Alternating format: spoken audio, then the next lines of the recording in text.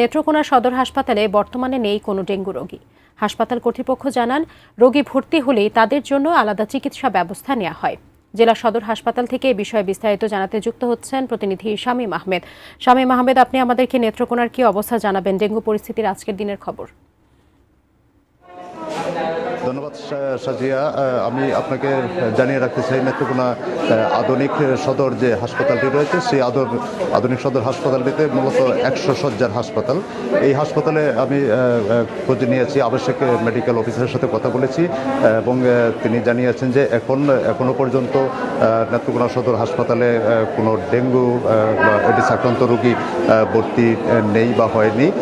তবে তাদের আগাম ব্যবস্থার কথা জানতে চাইলে তারা জানান যে যখন ডেঙ্গু রোগী আসে তখন তারা যে পুরুষের যে ওয়ার্ড রয়েছে, নারীদের যে ওয়ার্ড রয়েছে, সেই সাধারণ ওয়ার্ড থেকে তাদের জন্য আলাদা মশারিটা নিয়ে তারপর তাদের জন্য সেই ডেঙ্গুর জন্য আলাদা বেড তৈরি করা হয়।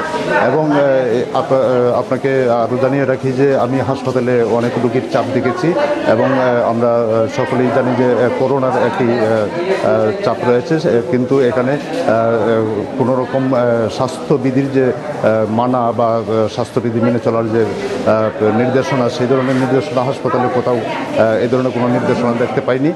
আর আপনাকে জানিয়ে রাখি যে হাসপাতালে আসলে বিভিন্ন অব্যবস্থাপনা আছে।